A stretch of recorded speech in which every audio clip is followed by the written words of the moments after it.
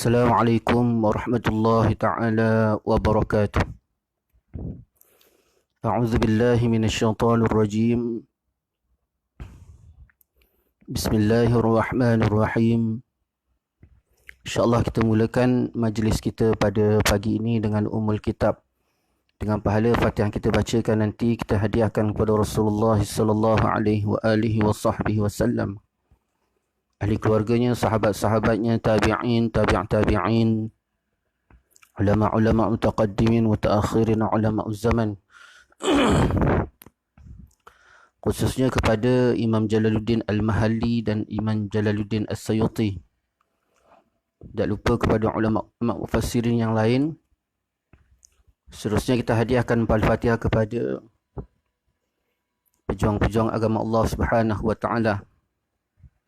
Para syuhada, terutamanya sahabat-sahabat kita yang berada di Palestin, di Mesir, di Syria, di Yaman, Selatan Tai, di Rohingya, di Marawi, di Malaysia. Seterusnya kita hadiahkan Al-Fatihah kepada para salihin, wali-wali Allah, para muttaqin, para syakirin.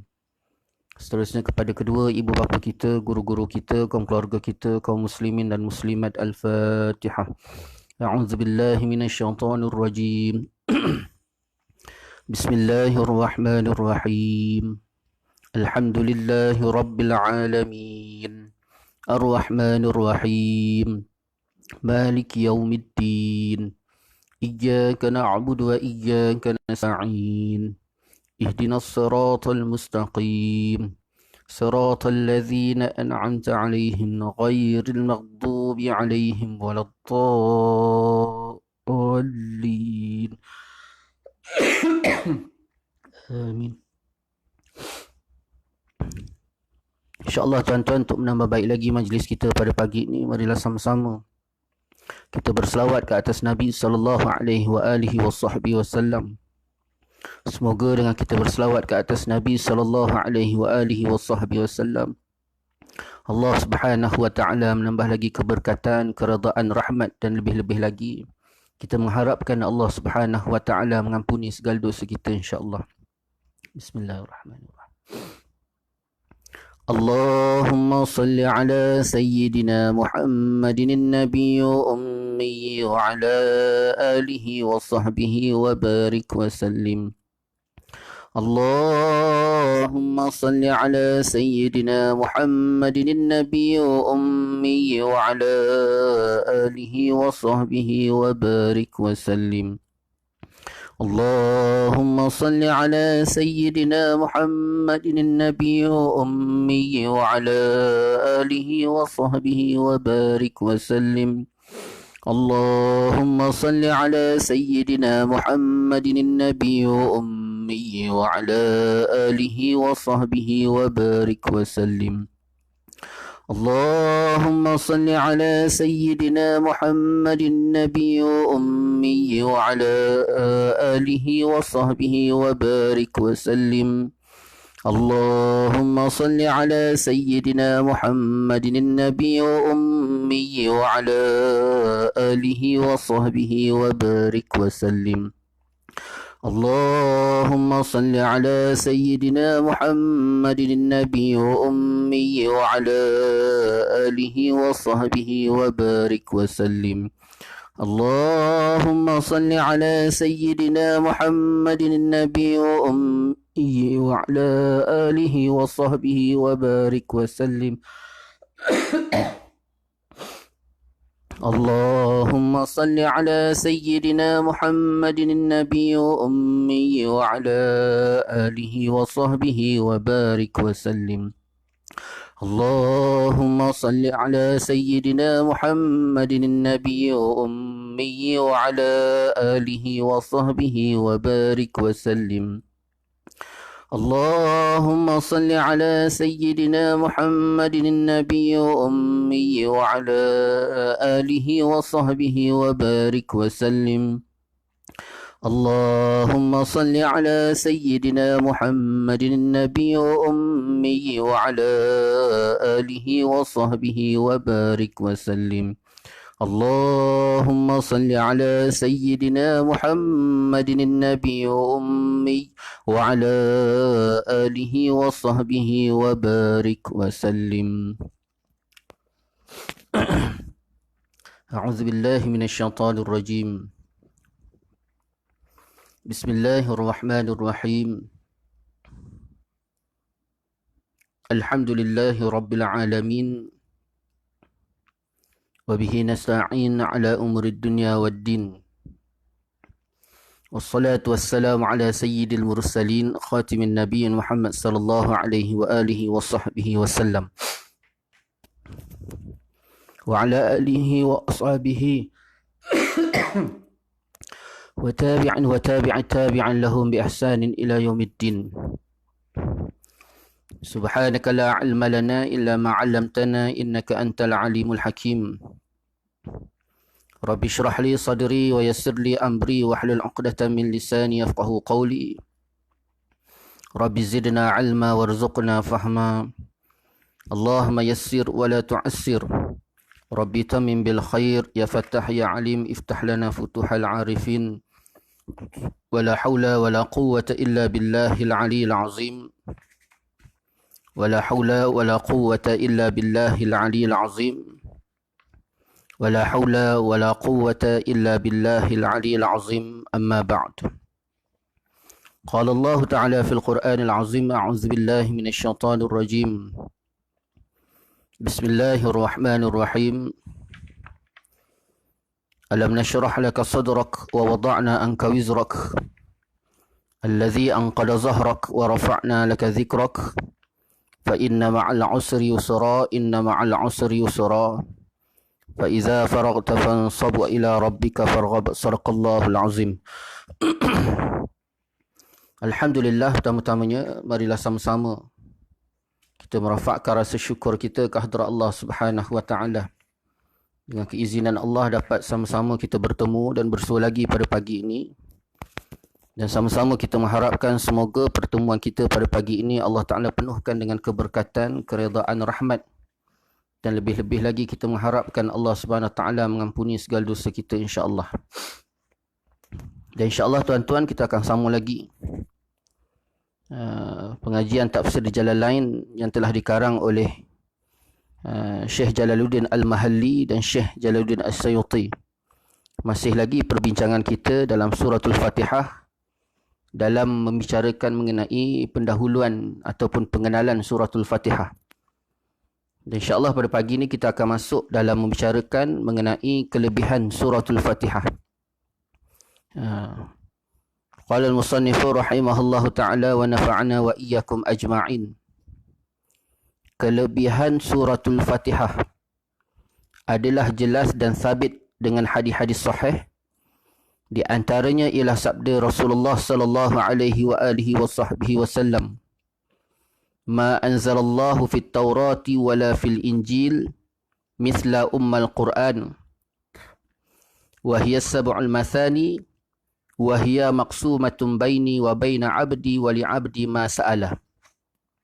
Allah Subhanahu wa taala sebut, Nabi SAW bersabda, Allah Subhanahu wa taala tidak menurunkan di dalam Taurat, Injil seperti Ummul Quran. Ia adalah sab'ul mathani dan ianya seperti yang disebutkan Allah Subhanahu wa taala dalam hadis qudsi, teragih di antara aku dan hamba-Ku.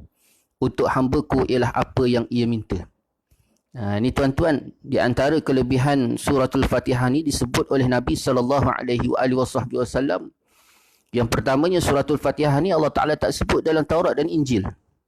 Tidak ada suratul Fatihah di dalam Taurat dan di dalam Injil.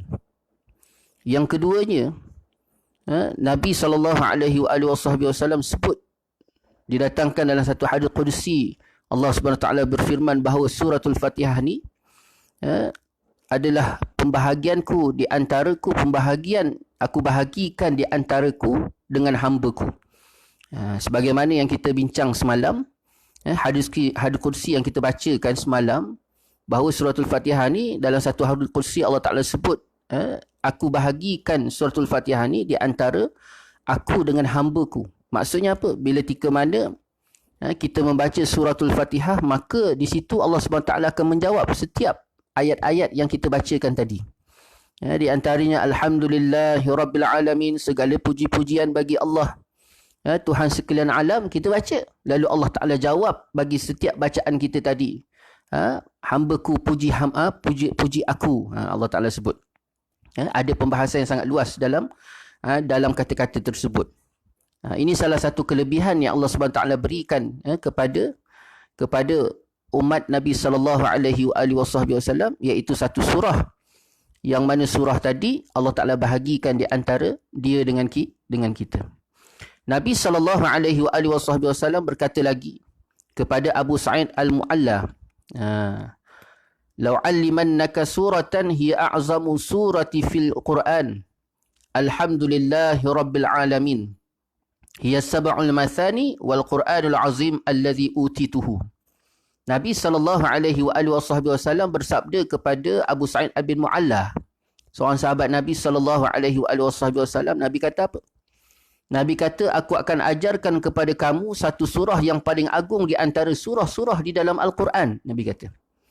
Apa surah tersebut? Alhamdulillahi rabbil alamin, iaitu suratul Fatihah. Ia adalah sab'ul mathani, Nabi kata. Ia adalah sab'ul mathani dan Quranul azim yang dikurniakan kepadaku. Maknanya besar dan agungnya suratul Fatihah, sehingga Rasulullah SAW memberitahu kepada Abu Sa'id Al-Mu'alla bahawa dia akan mengajar Abu Sa'id Al-Mu'alla satu benda yang sangat agung di dalam Al-Quran dibanding dengan surah-surah yang lain yang berada di dalam Al-Quran, iaitu Alhamdulillahi rabbil alamin. Apa dia? Suratul Fatihah. Kemudian didatangkan lagi satu hadis Nabi SAW. Didatangkan satu ayat Allah Subhanahu Wa Taala yang menunjukkan kepada dua hadis Nabi SAW tadi. Kali pertama kita baca hadis tadi, kemudian hadis yang kedua kita baca, kemudian Syekh dia datangkan satu ayat yang menunjukkan betapa besar dan agungnya ataupun sokongan kepada dua hadis tadi. Di dalam firman Allah Subhanahu Wa Taala ayat ke-87, A'udzubillahi minasyaitonirrajim. Bismillahirrahmanirrahim. Walaqad atainaka sab'an minal mathani wal Qur'anil azim. Yang bermaksud sesungguhnya kami telah menganugerahkan kepadamu wahai Muhammad 7 pujian dan Al-Quran kitab yang agung. Jadi ayat ni menyokong lagi dua kata ataupun dua hadis Nabi SAW yang kita bacakan pada awal tadi. Allah Ta'ala kata apa? Sungguh aku telah menganugerahkan kepadamu wahai Muhammad, iaitu 7 pujian. Apa 7 pujian? Sab'ul mathani, kembali kepada suratul Fatihah, dan juga Al-Quran, kitab yang agung. Menggambarkan bahawa suratul Fatihah ini adalah satu surah yang sangat agung dan sangat besar. Ini di tuan-tuan. Itu kelebihan yang disebutkan oleh Nabi SAW dan disebutkan oleh Allah Subhanahu Wa Taala betapa besar dan agungnya suratul Fatihah. Jadi insya-Allah kita akan masuk dalam tafsir A'udzubillahi minasyaitonirrajim sehingga akhir. Qala Allah Ta'ala fil Qur'anil Azim, A'udzubillahi minasyaitonirrajim. Bismillahirrahmanirrahim. Alhamdulillahi rabbil alamin. Ar-Rahmanir Rahim. Maliki yaumiddin. Iyyaka na'budu wa iyyaka nasta'in. Ihdinas siratal mustaqim. Siratal ladzina an'amta 'alaihim ghairil maghdubi 'alaihim waladdallin.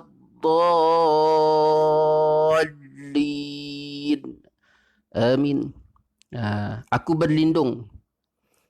Aku berlindung dengan Allah Aku berlindung kepada Allah yang maha mendengar dan maha mengetahui. Daripada siapa Allah? Aku berlindung daripada syaitan yang direjam. Dengan menyebut nama Allah, Bismillahirrahmanirrahim. Dengan menyebut nama Allah yang maha pemurah lagi maha penyayang. Alhamdulillahi rabbil alamin. Segala puji-pujian bagi Allah, Tuhan sekalian alam. Ar-Rahmanir Rahim, yang maha pengasih, yang maha pemurah lagi maha penyayang. Maliki yaumiddin, yang menguasai hari pembalasan. Iyyaka na'budu wa iyyaka nasta'in. Hanya engkau, kepada engkaulah kami menyembah dan hanya kepada engkaulah kami memohon pertolongan. Ihdinas siratal mustaqim. Tunjukkanlah kami jalan yang lurus. Siratal ladzina an'amta 'alaihim ghairil maghdubi 'alaihim waladdallin. Iaitu jalan orang yang telah engkau anugerahkan nikmat kepada mereka. Bukan jalan bukan jalan mereka yang dimurkai iaitu Yahudi, dan bukan pula jalan mereka yang sesat iaitu Nasrani. Ini tuan-tuan. Jadi pagi ni kita sambung lagi ataupun masuk di dalam tafsiran semalam, dan hari ni pada awal tadi kita telah bicarakan pengenalan tentang suratul Fatihah. Bermula dengan muqaddimah, kemudian pendahuluan, kemudian semalam kita bicarakan tentang nama-nama suratul Fatihah. Kemudian tadi pula kita bicarakan sedikit ataupun menghabiskan huraian tentang keagungan suratul Fatihah yang disebutkan oleh Nabi SAW dan disokong oleh ayat-ayat Allah Subhanahu Wa Taala. Kemudian kita masuk satu ayat yang dihukumkan sunat untuk kita baca sebelum daripada kita mulakan basmalah dalam suratul Fatihah, iaitu a'udzubillahi minasyaitonir rajim. A'udzubillahi minasyaitonir rajim ni tuan-tuan, dia bukan sebahagian daripada suratul Fatihah, cuma disunatkan kita membaca sebelum kita membaca basmalah dalam suratul Fatihah. Itu sebabnya tuan-tuan dalam solat ada 4 ke 5 tempat kita disunatkan berhenti. Berhenti sejenak. Yang pertama tuan-tuan, kita angkat takbiratul ihram, angkat takbir Allahu Akbar. Kemudian berhenti sejenak. Berhenti sejenak ni macam mana tuan-tuan? Ukurannya sekadar tasbih sekali. Subhanallah. Kemudian barulah kita mula dengan takbiratul ihram. Allahu Akbar kabira walhamdulillahi katsira wa subhanallahi bukratan wa asila. Kita baca. Kemudian selesai daripada itu, kita berhenti sejenak yang pertama. Lepas takbiratul ihram, berhenti sebentar, kadar subhanallah, kemudian kita baca takbiratul ihram. Kemudian setelah kita baca takbiratul ihram, kita disunatkan berhenti sebentar. Kadar subhanallah tadi sebelum kita membaca a'udzubillah. Lepas tu baru baca a'udzubillah. Ni berhenti yang kedua. Kemudian lepas baca a'udzubillah, tuan-tuan, kita disunatkan berhenti sebentar. Sebagaimana kita berhenti sebelum ni tadi. Kadar subhanallah. Sebelum kita membaca basmalah dalam suratul Fatihah. Kenapa tuan-tuan? Ulama fiqah sebut untuk membezakan bahawa a'udzubillah itu bukan sebahagian daripada suratul Fatihah. Suratul Fatihah sebahagian daripada rukun solat, sedangkan a'udzubillah itu hanya sekadar bacaan yang disunatkan. Dan untuk membezakan. Jadi tuan-tuan, yang kali pertama kita takbiratul ihram, kemudian disunatkan berhenti sebelum baca doa iftitah. Kemudian selepas doa iftitah, sebelum membaca a'udzubillah, kita disunatkan berhenti. Kemudian lepas baca a'udzubillahi minasyaitonir rajim, kita disunatkan berhenti. Kemudian baca basmalah dan suratul Fatihah. Selepas daripada itu, ghairil maghdubi alaihim waladdallin. Kita disunatkan berhenti lagi. Berhenti sebentar. Bahkan di situ tuan-tuan, ada hukum disunatkan kita berdoa. Rabbighfirli wali walidayya. Disunatkan kita berdoa Rabbighfirli wali walidayya. Kemudian barulah sebut amin. Baru sebut amin. Ghairil maghdubi alaihim waladdallin. Berhenti. Kalau nak baca doa Rabbighfirli wali walidayya. Kemudian baru amin. Kenapa tuan-tuan? Nak membezakan di antara suratul Fatihah yang menjadi salah satu daripada rukun solat dengan amin yang hanya sekadar hukumnya sunat. Kalau kita sambung takut-takut, kita faham bahawa dia adalah sebahagian daripada suratul Fatihah. Lepas sebut amin tadi, barulah disunatkan berhenti sebentar untuk membaca basmalah surah. Kemudian lepas membaca basmalah dan surah tadi, disunatkan berhenti sebentar sebelum kita rokok. Tu tuan-tuan. Ada 4 ke 5 tempat kita disunatkan berhenti untuk membezakan di antara satu perbuatan dengan satu perbuatan yang lain. Lebih-lebih lagi, membezakan di antara perbuatan sunat dan juga perbuatan wajib ataupun rukun. Ni dia tuan-tuan. Jadi a'udzubillah itu, dia bukan sebahagian daripada suratul Fatihah. Tetapi dia disunatkan dibaca sebelum kita membaca basmalah dalam suratul Fatihah. Dia juga dipanggil al-isti'azah. A'udzubillahi minasyaitanirrajim itu dipanggil al-isti'azah, perlindungan, berlindung. Bismillahirrahmanirrahim dipanggil juga sebagai basmalah. Dah baca basmalah belum? Selalu orang kita dia tak panggil basmalah, dia panggil bismillah. Dah baca bismillah belum? Kita selalu panggil, dah baca bismillah belum? Jadi yang paling tepat tuan-tuan bukan dah baca bismillah ke belum, dah baca basmalah ke belum? Basmalah.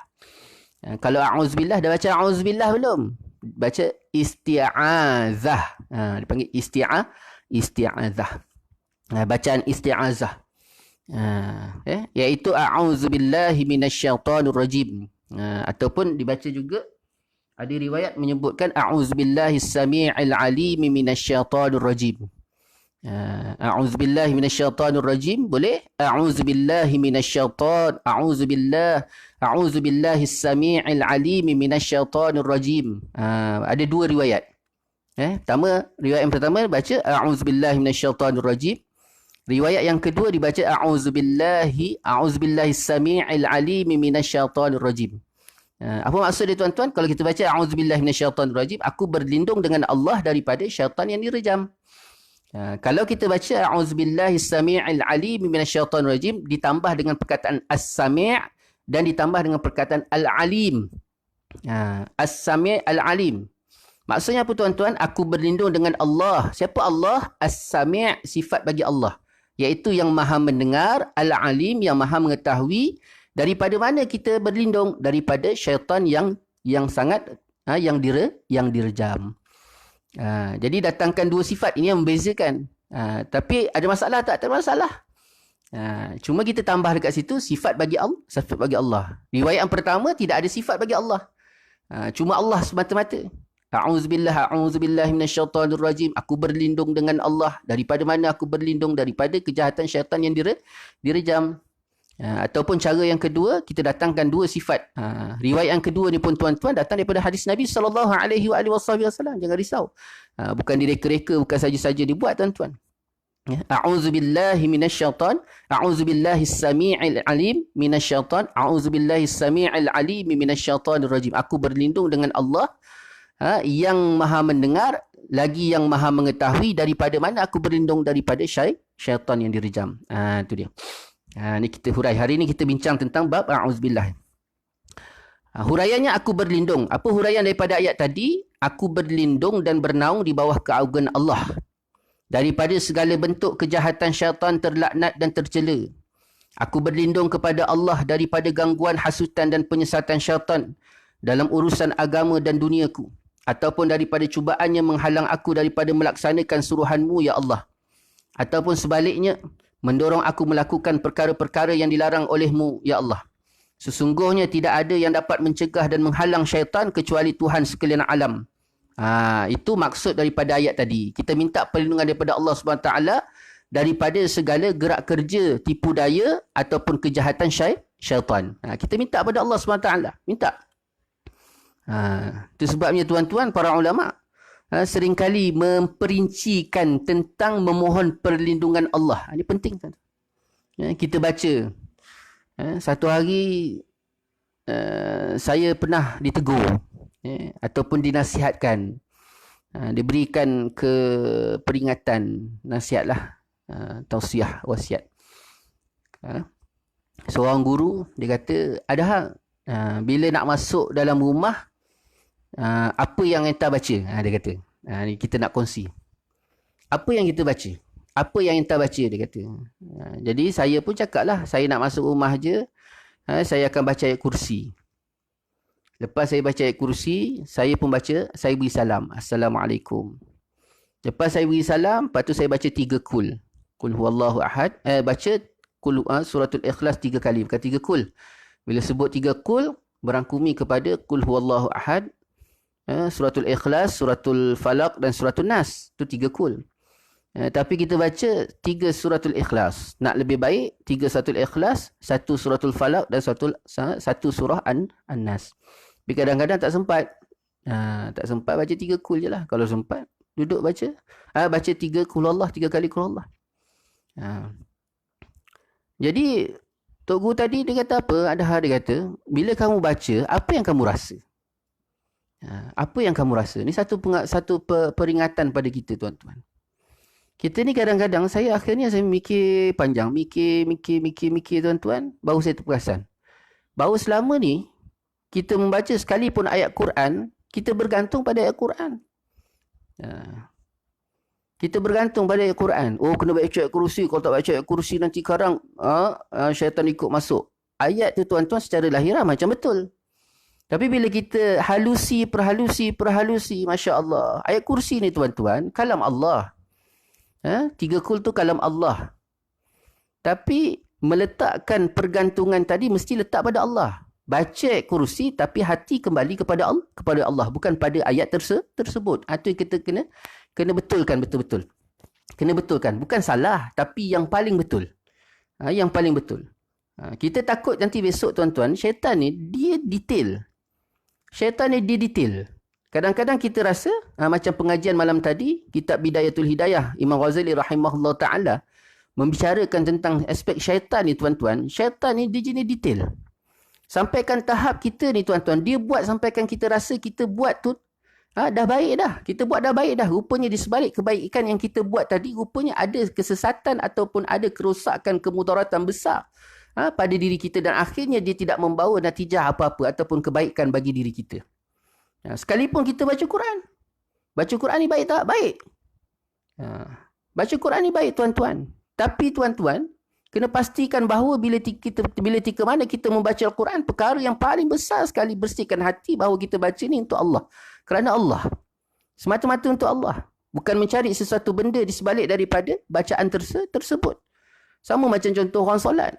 Hari ni orang solat, tuan-tuan, macam-macam orang solat. Solat tu bagus tak? Bagus. Memang satu tuntutan daripada Allah SWT. Tapi, tuan-tuan, berapa ramai kalangan kita, tuan-tuan, yang solatnya mungkin ada disebabkan kesihatan, ada disebabkan lebih-lebih lagi pula hari ni zaman dah canggih, orang buat kajian tentang solat ni macam-macam. Inilah sukan ataupun riadah yang paling terbaik lah. Begitu juga puasa pula daripada kita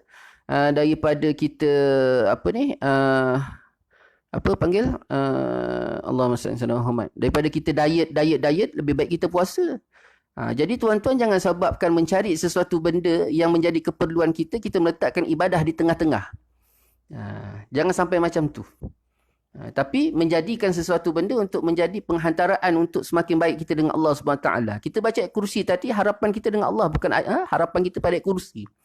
Kerana ayat kursi itu masih lagi termasuk, walaupun dia kalam Allah, tapi kena letak balik betul-betul pada Allah. Allah Subhanahu Wa Taala tu. Baca dan mohon pada Allah. Kita baca supaya Allah Ta'ala suka pada kita. Kerana kita baca kalam dia. Tapi dalam masa yang sama, hati meletakkan pengharapan pada Allah. Bukan hanya semata-mata ayat tersebut. Jadi bila nak masuk rumah, tuan-tuan, baca ayat kursi. Kemudian beri salam. Kemudian baca 3 kali Qul Huwallah. Kerana disebut, ada satu riwayat menyebutkan, ni wallahu alam, saya tak pasti, tapi saya ambil daripada guru saya pun tak bertanyalah benda ni ada hadis ke tak ada hadis ke, ada riwayat tak ada riwayat, tapi di antara amalan yang diberikan oleh guru saya, bila mana kita nak masuk rumah, dia kata baca 3 qul, baca 3 kali Qul Huwallah setidak-tidak, baca 3 kali Qul Huwallah. Lepas baca 3 kali Qul Huwallah, kenapa, tuan-tuan? Disebutkan bahawa kali pertama kita baca Qul Huwallah, kita baca kali pertama, maka Allah SWT akan memberkati segala isi rumah kita tu. Dan Allah Ta'ala akan berikan perlindungan kepada kita daripada sesuatu gangguan yang mengikut masuk kita ke dalam rumah. Satu. Yang kedua, bila kita baca Qul Huwallah kali kedua pula, maka Allah SWT akan memberkati seluruh kampung tersebut. Kita baca kali ketiga pula, Allah SWT akan memberkati seluruh penduduk bumi. Jadi, tuan-tuan, kita baca. Nak lebih baik kita baca lagi, tambah lagi dengan Qul a'udzu birabbil falaq dan Qul a'udzu birabbin nas. Tapi ini ada satu riwayat, tuan-tuan. Seorang sahabat Nabi SAW diceritakan, seorang sahabat Nabi SAW, saya tak ingat nama dia. Diceritakan bahawa mungkin Abu Hurairah ke, tak ingat, wallahu alam. Dia setiap kali nak masuk rumah tuan-tuan, dia akan melilingi rumah dia. Setiap penjuru rumah dia tu akan dibacakan ayat kursi. Sampai macam tu tuan-tuan. Setiap penjuru rumah tu tuan-tuan, dia pusing penjuru rumah. Rumah kita ni kan 4 segi, penjuru rumah tu tuan-tuan. Dia akan baca ayat kursi. Datang satu penjuru rumah, lepas tu dia baca. Baca ayat kursi sekali, lepas tu dia pergi penjuru rumah yang kedua, baca ayat kursi sekali, kemudian pergi penjuru rumah yang ketiga, di luar rumah. Sampai selesai setiap penjuru tadi dibacakan ayat kursi tuan-tuan, barulah dia masuk dalam rumah. Sampai macam tu sekali usaha para sahabat untuk memastikan syaitan tidak cuba mengikut masuk ke dalam rumah. Itu sebabnya tuan-tuan, rumah kita ni, rumahku syurgaku. Tapi kalau diduduki oleh syaitan tuan-tuan, tu yang jadi solat rasa malas, nak beribadah rasa malas, nak bangun malam rasa malas, susah. Kenapa? Syaitan ada dalam rumah. Jadi rumah kita ni kita kena hiasi dengan bacaan-bacaan Quran, dengan doa, dengan wudu. Jangan terlalu banyak maksiat. Kerana bila tika mana pintu tadi tak dijaga dengan baik, tak dipelihara, kemungkinan besar dia akan ikut masuk rumah dan dia akan memberikan kecacatan ataupun kemudaratan besar kepada isi rumah. Itu yang jadi haru biru tuan-tuan. Syaitan ni bila masuk rumah ni rosak. Bukan hanya sekadar malas ibadah satu hal, malah ibadah satu hal. Menegur tu yang jadi kita masuk rumah tu rasa dulu tuan-tuan orang rumah tak cantik. Orang dulu tuan-tuan rumah dia tak hebat. Rumahnya tak hebat macam hari ni tuan-tuan. Kita hari ni pintu saja 4,000, 5,000, 15,000, 20,000. Pintu saja. Beribu-ribu. Pintu saja beribu-ribu. Tingkap tak payah cakap, dinding tak payah cakap, rumah tak payah cakap. Pintu saja beribu-ribu hari ni tuan-tuan. Tapi itu pun tuan-tuan orang tak suka duduk dalam rumah. Kenapa tuan-tuan? Tidak ada keberkatan. Macam mana datang ke keberkatan tu? Sebabnya tuan-tuan bila nak masuk rumahnya banyakkan membaca. Minta pada Allah SWT supaya Allah Ta'ala lindungi kita, pelihara kita daripada diikuti oleh syaitan. Syaitan bila masuk je dalam rumah kita tuan-tuan, dia masuk, dia dapat sahaja masuk dalam rumah kita, maka dia akan rosakkan segala isi rumah kita. Bukan barang-barang, tapi diri kita, jiwa kita. Rasa panas, rasa tak tenteram, sakit kepala tuan-tuan, susah hati. Lepas tu dilaga-lagakan pula kita tuan-tuan, di antara isteri kita dengan anak kita, di antara kita dengan isteri kita, di antara kita dengan anak kita, rasa tengok muka dia orang rasa tak senang. Ini semua kerja-kerja syaitan tuan-tuan. Sebabnya bila rasa tak sedap aja hati dalam rumah tu tuan-tuan, banyakkan membaca a'udzubillah, banyakkan baca suratul Fatihah, banyakkan baca ayat kursi. Minta pada Allah SWT supaya Allah Ta'ala lindungi kita tuan-tuan. Ni dia ya. Jadi huraian daripada a'udzubillahi minasyaitanirrajim tadi, ataupun a'udzubillahi samii'al alim minasyaitanirrajim tadi tuan-tuan, aku berlindung dan aku bernaung di bawah keagungan Allah daripada segala bentuk kejahatan syaitan terlaknat dan tercela. Aku berlindung kepada Allah daripada gangguan hasutan, penyesatan syaitan dan dalam urusan agama dan duniaku, ataupun daripada cubaan yang menghalang aku daripada melaksanakan suruhanmu ya Allah, ataupun sebaliknya mendorong aku melakukan laranganmu. Sesungguhnya tidak ada yang dapat mencegah dan menghalang syaitan kecuali Allah. Allah saja. La haula wala quwwata illa billahil aliyil azim. Tidak ada daya, tidak ada upaya kecuali Allah. Allah yang maha agung tuan-tuan. Qulillahumma malikal mulki tu'til mulka man tasha' wa tanzi'ul mulka mimman tasha' wa tu'izzu man tasha' wa tudhillu man tasha' biyadikal khairu innaka ala kulli syai'in qadir. Tulijul laila fil nahar wa tulijul nahara fil lail wa tukhrijul hayya minal mayt wa tukhrijul mayta minal hayy wa tarzuqu man tasha'u bighairi hisab. Allah Ta'ala nak kendaki sesuatu perkara itu berlaku, maka dia akan berlaku. Kalau Allah Ta'ala tak. Kalau Allah Ta'ala tak kendaki tuan-tuan sekalipun, seluruh kehidupan yang berada 7 petala langit, seluruh kehidupan yang berada 7 petala bumi tuan-tuan memberikan bantuan kepada kita tuan-tuan, tapi kalau Allah Ta'ala tidak ada iradah, kehendak, maka dia tidak akan berlaku. Ini i'tiqad.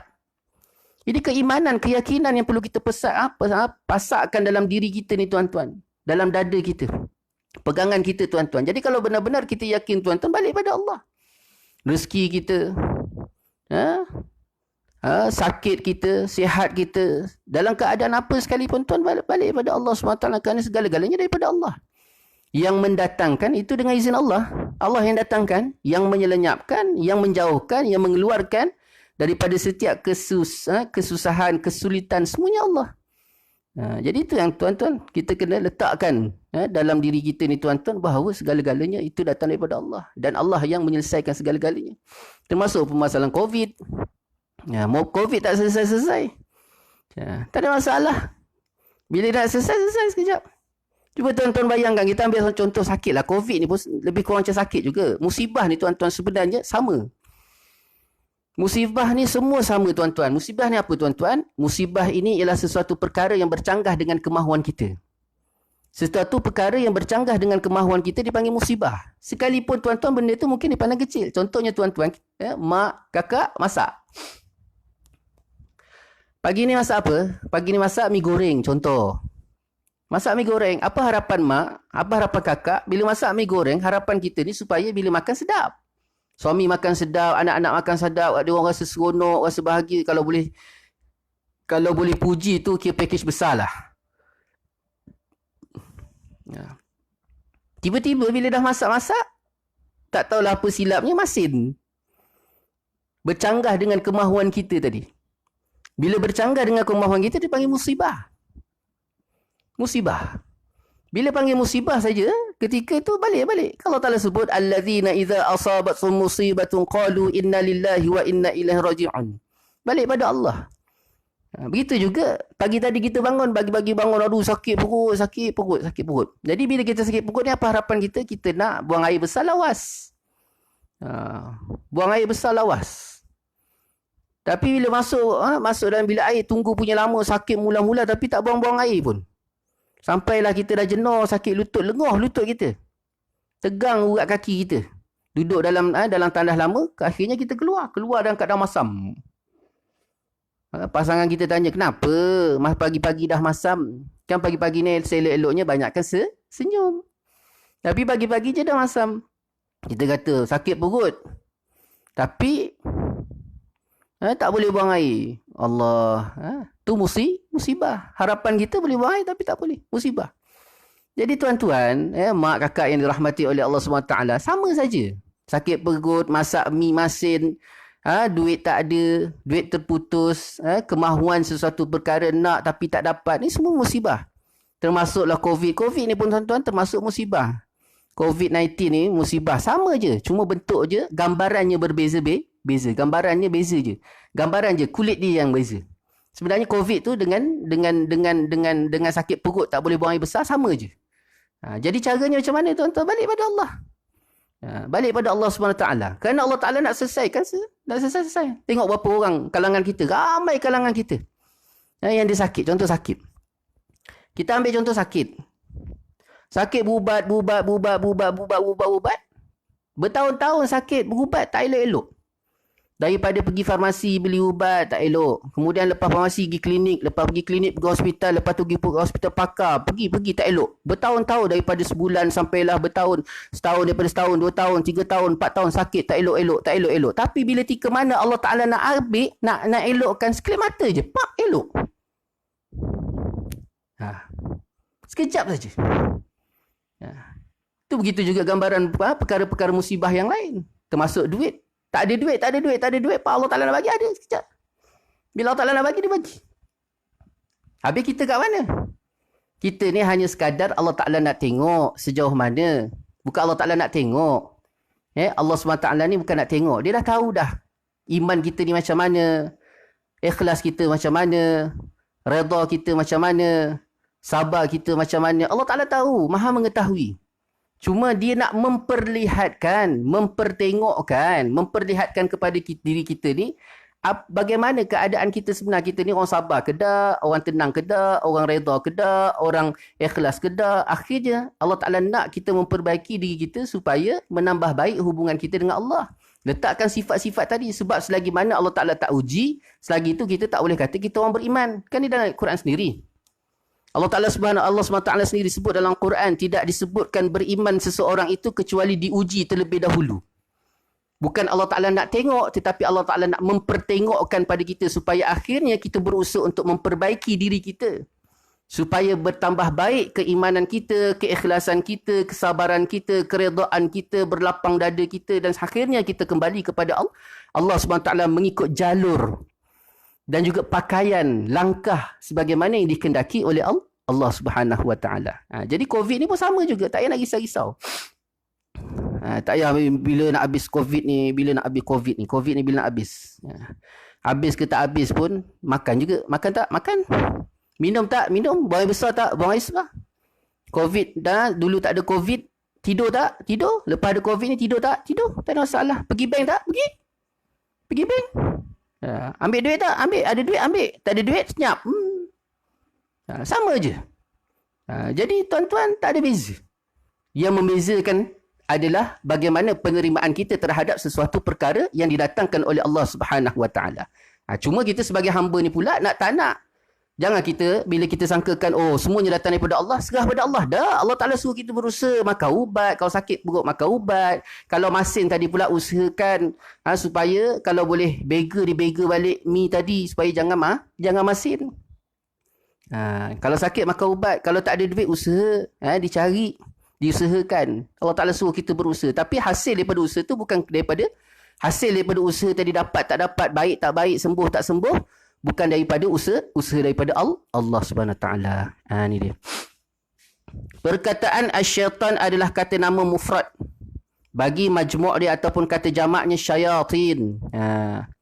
Ia dipanggil demikian kerana ia sangat jauh daripada kebenaran dan bersifat sangat degil. Ni tuan-tuan, syaitan. Syaitan satu syaitan. Syaitan satu syaitan. Syayatin, banyak syaitan. Itu dia. Syaitan, satu syaitan. Syayatin, banyak syaitan. Apa makna syaitan? Syaitan ini ialah sesuatu yang jauh daripada kebenaran dan bersifat degil. Ini makna dia. Dia sangat jauh daripada kebenaran dan juga sangat jauh daripada kebenaran dan mempunyai sifat degil. Ini syaitan. Siapa syaitan ni tuan-tuan? Syaitan ni siapa?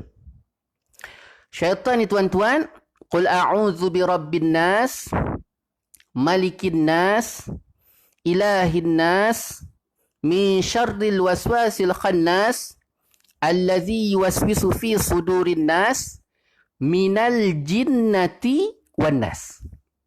Minal jinnati wan nas. Syaitan ni mereka yang daripada kalangan jin dan juga manusia. Jadi syaitan ni ada datang daripada jin, ada datang daripada manusia. Siapa mereka? Ni dia sifat dia. Bila tika mana seseorang tu tuan-tuan, dia punya sifat jauh daripada kebenaran. Jauh daripada kebenaran, lepas tu dia ada sifat degil. Degil daripada nak menerima kebenaran tadi. Sibuk mempertahankan kesesatan dia.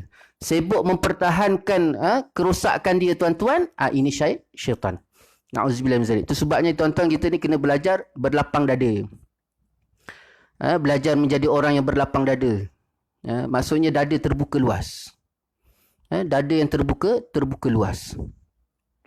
Jadi tuan-tuan nak jadi orang berlapang dada, nak menjadi orang yang terbuka luas dadanya, menerima tuan-tuan segala kebaikan ni tuan-tuan, perkara yang paling besar yang perlu kita letak dalam diri kita ni tuan-tuan ialah sifat tawaduk. Sifat tawaduk, sifat rendah diri. Maksudnya apa tuan-tuan? Jauhkan diri kita daripada sifat takabur. Sifat takabur lawannya sifat tawaduk. Sifat tawaduk lawannya sifat takabur. Ada sifat tawaduk dalam diri kita tuan-tuan, sifat takabur akan pergi. Ada sifat takabur dalam diri kita tuan-tuan, sifat rendah diri tadi akan pergi. Dia tak boleh dalam satu masa tuan-tuan dua-dua perkara ni duduk dalam satu tempat. Tak boleh. Kerana dia negatif dan positif. Di antara sifat tawaduk dengan sifat takabur ialah positif dan negatif. Dan dia mustahil duduk dalam satu tempat, satu masa. Jadi bila tika mana kita letakkan sifat tawaduk dalam diri kita, sifat takabur akan pergi. Tapi bila kita letak sifat takabur, secara tak langsung mungkin ada sifat takabur dalam diri kita tuan-tuan, sifat tawaduk, rendah diri dia akan pergi. Itu sebabnya kita diajar supaya memperbanyakkan ataupun memastikan bahawa diri kita senantiasa berada dalam sifat tawaduk. Sifat rasa rendah diri. Itu sebabnya tuan-tuan, Allah SWT dengan rahmat dia, dengan kasih sayang dia, dia sayang sangat hamba dia. Kalau kita nilai kasih sayang Allah SWT ni tuan-tuan, tak boleh nak nilai. Memang sangat-sangat tak boleh nak nilai. Sampaikan tuan-tuan tahap Allah SWT berikan kita sakit sekalipun tuan-tuan. Sakit tu pun bila kita menelusuri, bila kita melihat, kita meneliti, Masya Allah, di sebalik daripada susah kita tu pun tuan-tuan, masih terlalu besarnya rahmat Allah SWT ke atas kita. Itu sebabnya tuan-tuan, kenapa Allah SWT pertama sekali dia tak memberikan manusia ni mempunyai sifat sempurna. Manusia ni tuan-tuan, tak ada manusia yang sempurna. Itu seringkali kita sebut. Seringkali kita sebut manusia ni tak ada yang sempurna. Tapi sejauh mana kita memahami konsep manusia ni, tak ada yang sempurna. Itu sebabnya tuan-tuan, kalau kita lihat nanti di depan nanti tuan-tuan, di depan nanti, di hadapan nanti dia kita akan masuk dalam ayat yang kedua dalam surah Al-Fatihah, Alhamdulillahirabbil alamin. Segala puji-pujian bagi Allah. Siapa Allah? Tuhan sekalian alam. Jadi konsep Alhamdulillah ni tuan-tuan, ulama tafsirkan, bila kita memahami konsep Alhamdulillah dengan sebaik-baiknya tuan-tuan, insya-Allah dekat situ tuan-tuan kita akan memahami bahawa kita akan mendapatkan satu ilmu, ataupun kita memahami bahawa tuan-tuan, kita ni tak ada apa-apa. Kita tak ada apa-apa.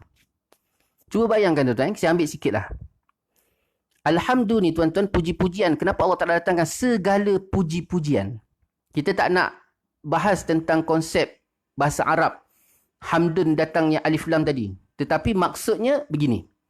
Bila sebut segala puji-pujian ni tuan-tuan, tak ada yang lain kecuali hak Allah saja. Kenapa tidak ada yang lain kembali kepada Allah semuanya tuan-tuan?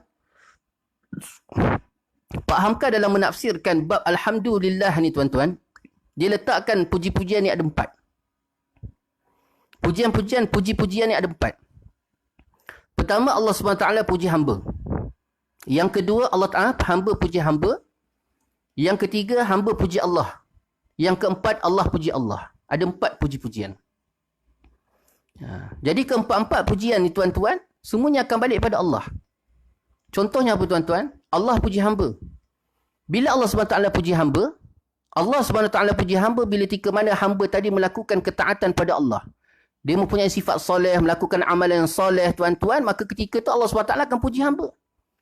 Tapi tuan-tuan jangan lupa, pujian tadi walaupun Allah Ta'ala puji hamba atas sifat soleh dia, ataupun sifat taat yang dilakukan tadi tuan-tuan, tetap pujian tadi balik pada Allah. Kenapa pujian tadi balik-balik semula pada Allah? Sebab tuan-tuan, hamba tadi dia tak akan boleh melakukan sesuatu amalan soleh, dia tak akan boleh melakukan sesuatu ketaatan pada Allah SWT kecuali Allah yang gerakkan, Allah yang izinkan. Hari ni tuan-tuan, pagi ni, kita duduk dalam kelas online ni tuan-tuan. Cuba bayangkan kalau Allah Ta'ala tak izinkan. Contoh paling mudah saja tuan-tuan, Allah Ta'ala tarik internet kita ni. Dia tarik internet. Saya kata tarik internet tuan-tuan, internet ada sekalipun, 100 GB sekalipun dalam handset kita. Tapi kalau Allah Ta'ala tak letakkan taufik dan hidayah, dan juga Allah Ta'ala tak gerakkan kita tuan-tuan, maka tak akan kita boleh duduk dalam kelas online ni. Kita tak boleh duduk dekat sini. Jangan kata macam tu je tuan. Berapa banyak kalangan kita yang konon-kononnya tuan-tuan dah semangat nak masuk kelas online, nak dengar kuliah pagi ni tuan-tuan. Tiba-tiba sampai 9.30 tuan-tuan, mata dia tidur. Ataupun dia buka je handset tuan-tuan, dia tengok ustaz, beri salam, Assalamualaikum warahmatullahi, dia pun tidur. Berapa ramai? Itu sebabnya tuan-tuan, bila kita buat satu ketaatan tuan-tuan, ketaatan tadi pun datang daripada Allah. Itu sebabnya kenapa selepas kita melakukan solat, lepas kita lakukan solat, Nabi SAW ajar pada kita supaya kita sebut Alhamdulillah. Alhamdulillahillazi lam yattakhiz waladan wa lam yakul lahu syarikun fil mulk wa lam yakul lahu waliyyun minadh-dhulli wa kabbir takbira. Puji Allah. Sebab apa tuan-tuan? Kita tak akan boleh melakukan solat tadi kecuali dengan izin Allah. Allah Ta'ala izinkan, Allah Ta'ala kendaki, maka barulah kita ada kekuatan, kita ada jalan, kita dapat melaksanakan solat. Apatah lagi ibadah-ibadah yang lain. Begitu juga tuan-tuan, kita duduk dekat dalam kuliah online ni. Jadi tuan-tuan, bila tika mana Allah Ta'ala puji hamba dia di atas ketaatan si hamba tadi kepada Allah, melakukan amalan soleh, melakukan perkara-perkara yang baik tadi tuan-tuan, akhirnya dia balik pada Allah. Kerana segala-gala kebaikan tadi datangnya daripada Allah. Begitu juga yang kedua tuan-tuan. Begitu juga yang kedua, hamba puji hamba. Hamba puji hamba ni tuan-tuan. Tadi kan kita cerita, orang rumah kita masak mi goreng. Jadi dia masak mi goreng tuan-tuan, alhamdulillah dengan izin Allah SWT pagi ni, ya Allah sedapnya, ya Allah sedapnya. Mi goreng dia tuan-tuan, ya. Semua haiwan ada. Haiwan di darat ada, haiwan di laut ada. Haiwan di laut apa dia tuan-tuan? Daging ada, ayam ada. Haiwan di laut apa dia tuan-tuan? Sotong ada, udang ada, macam-macam ada. Lepas tu makan pula, ya Allah, dengan mi goreng basahnya, sedapnya, ya Allah. Kita pun kata alhamdulillah sedapnya. Sedapnya. Pandai betul si abang. Kita puji si kita. Tuan-tuan, pujian kita pada si kita tadi tuan-tuan, pujian tadi balik pada Allah SWT. Kenapa tuan-tuan? Pertama sekali tuan-tuan isteri kita tadi, dia nak masak mi goreng tu, kalau Allah Ta'ala tak gerakkan hati dia untuk masak, berapa banyak kalangan kita tuan-tuan, si suami minta, ya tolong ya, abang rasa macam dah lama sangat kita tak makan mi goreng. Tapi kalau isteri tu dia tak nak masak, tak masak tuan-tuan. Jadi buat dia, betul tak mak? Betul tak kakak? Kalau dah tak nak tu tak. Dia diam aja. Paling-paling kalau dia nak buat alasan sikit, mi tak ada lah bang. Mi kuning tak ada lah. Macam-macam. Nak 1000 daya, tak nak 1000 dalih. Macam-macam alasan kita bagi. Itu pertama. Kalau Allah Ta'ala tak izinkan. Yang kedua, Allah Ta'ala beri sedap. Allah Ta'ala dah gerakkan orang rumah kita untuk masak mi goreng tadi. Dia pun usahalah pagi-pagi dia dah. Lepas dia semain subuh, dia pun dah masuk dapur. Dia siang ayam, dia siang sotong, dia siang daging, dia siang udang.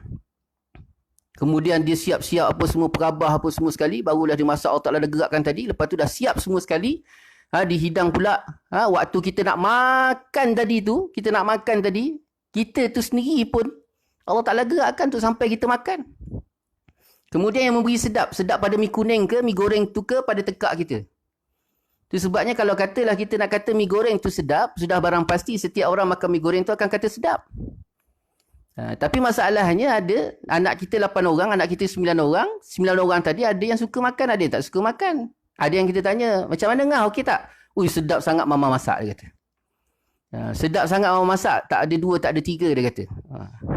Tu kalau mama ada 1, kalau mama ada 2, mama ada 3, mama ada 4. Dia katalah, mama sedap daripada mama lain. Tu anak kedua. Tapi kalau kita tanya anak kelima pula, macam mana sedap tak mi goreng? Bolehlah. Bolehlah. Cuba bayang. Kenapa? Kerana yang sedap tu Allah Ta'ala bukan letak pada mi. Sedap tu Allah Ta'ala letak pada tekak ni. Dan Allah yang letakkan perasaan sedap tadi, tuan-tuan. Ini kerja Allah. Itu sebabnya bila tika mana kita puji saja isteri kita yang sedap betul mi goreng awak masak ni, Allah sedapnya. Allah je yang tahu betapa sedapnya. Nikmatnya mi kuning ni. Mi goreng awak pada hari ni. Kita puji pada dia, jangan lupa. Kesedapan tadi datang daripada Allah. Maka pujian tadi walaupun lahiriah pada dia, dia tetap balik pada Allah Subhanahu Wa Taala. Balik semula pada Allah. Ni dia. Apatah lagi bila tika mana yang ketiga tadi, hamba puji Allah. Subhanallah walhamdulillah wala ilaha illallah wallahu akbar. Apatah lagi yang keempat, Allah Ta'ala puji Allah. Allah Ta'ala SWT sendiri puji Allah. Jadi keempat-empat pujian ni balik pada Allah. Dan kita ni tuan-tuan tak ada apa-apa. Kalau kita memahami konsep pujian tadi dengan sebenarnya, maka kita tak ada apa-apa. Di situlah kenapa Allah Ta'ala tuan-tuan, dia tidak memberikan kesempurnaan pada kita supaya kita ni sentiasa tawaduk. Itu yang diberikan tuan-tuan, pertama ketidaksempurnaan. Kemudian Allah Ta'ala datang kita sakit. Penting sakit ni tuan-tuan. Sakit ni sangat-sangat penting. Dengan sakit ni lah tuan-tuan, dengan sakit, kesempitan hidup, kekurangan hidup, tak lebih tuan-tuan. Dengan benda ni lah akhirnya kita puji Allah. Berapa ramai kalangan kita tuan-tuan, dia sakit, dia menyebut subhanallah, subhanallah, subhanallah. Balik pada Allah. Berapa ramai kalangan kita tuan-tuan yang kesempitan hidup tuan-tuan, dia balik pada Allah. Alhamdulillah.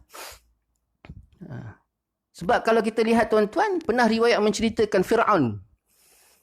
Salah satu punca tuan-tuan Fir'aun tu boleh mengaku Tuhan kerana dia tak pernah sakit. Dia tak pernah sakit. Dia tak pernah sakit sekalipun demam, dia tak pernah sakit sekalipun sakit perut tuan-tuan. Cuba bayangkan tuan-tuan kalau kita ni tak pernah sakit. Itu sebabnya kalau kita jumpa orang tua-tua umur 70, 80 tuan-tuan, kalau kita tanya, Pakcik, ya Allah, handsome betul. Haji berapa umur Haji? 80. Ya ke 80? Ya Allah, tak macam 80, macam umur 50. Badan tegap, segak. Sihat Haji? Sihat. Alhamdulillah, dia kata Ustaz. Haji amalkan apa? Bila kita tanya dia amalkan apa, masa tu dia pun saya ni daripada muda dulu tak ada makan air batu tu saya tak makan, dia kata. Ni nampak tuan-tuan. Dia punya gas tu lain sikit. Dia punya jawapan tu lah lain dibandingkan orang yang sakit. Baik-baik tuan-tuan. Takabur ni tuan-tuan lebih halus daripada mata jarum. Mata jarum tu tuan-tuan, halus tak? Halus. Punggung jarum yang kita masukkan lubang benang tu tuan-tuan, lubang benang tu dipanggil punggung jarum. Ataupun kalau bahasa kasar sikit, bontot jarum.